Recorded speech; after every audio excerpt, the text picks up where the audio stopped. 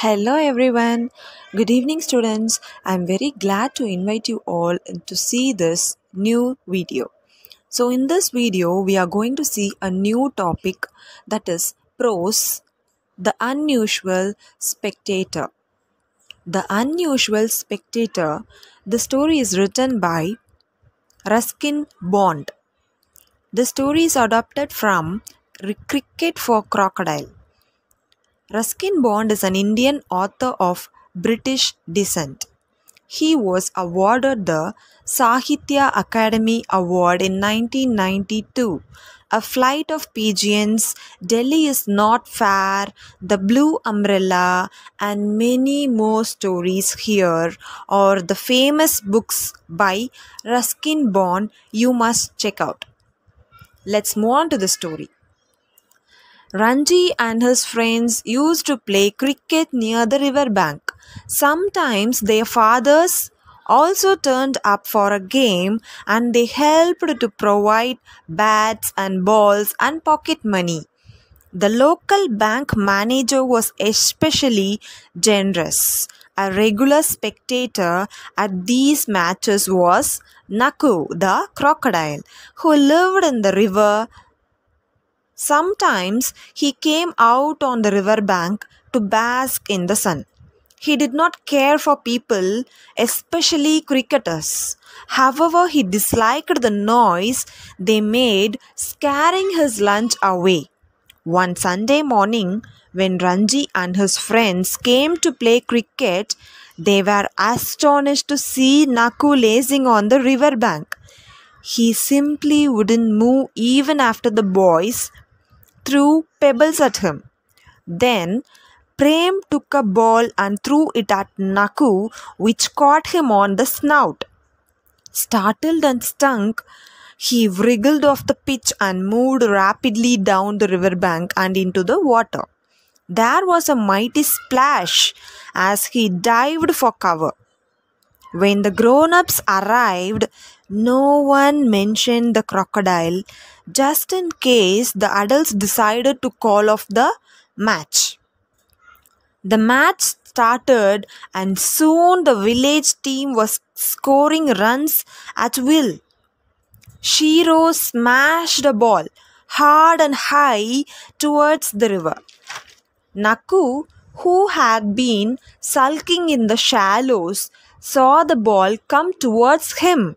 He opened his jaws wide and with a satisfying clunk, the ball lodged between his back teeth.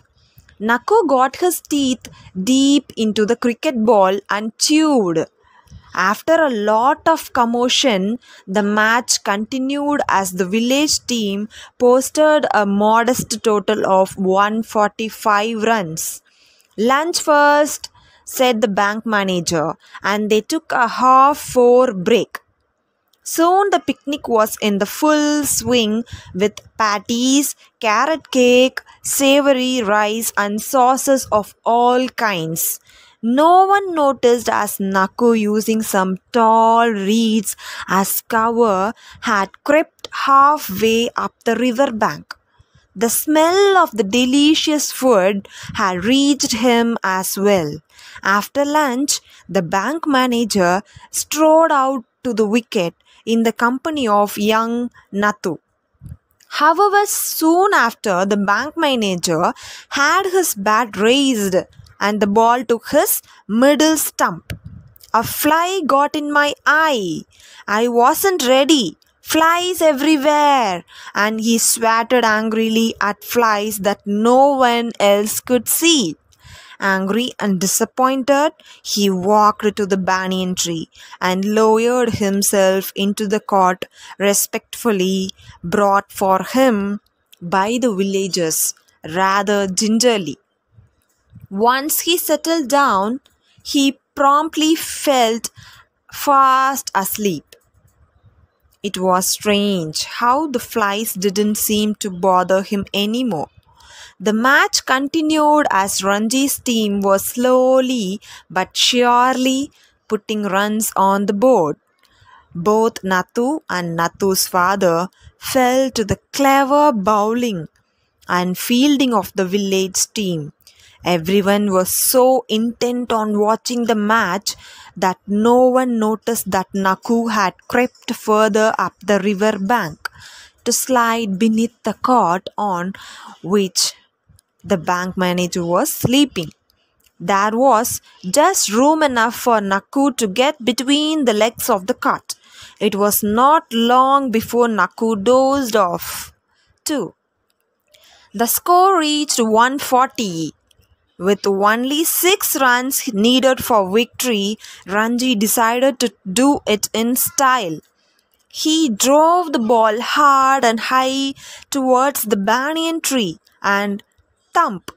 The ball struck Naku on the jaw and loosened one of his teeth. Naku lunged forward, tail thrashing and jaw snapping. The cot with the manager still on it rose with him. Crocodile and cot were now jammed together. And when Naku rushed forward, he took the cot with him. The bank manager woke up to find the cot pitching violently from side to side. "Help!" he shouted. Who would help him? The boys all scattered at the sight of the crocodile advancing down the wicket. "Come on, boys, help! Get me off!" the bank manager shouted. He was hanging on to the cot as Naku made for the river and plunged into his familiar waters.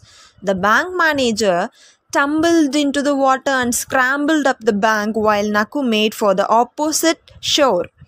When on their way back home, Shiro offered a written match the following week.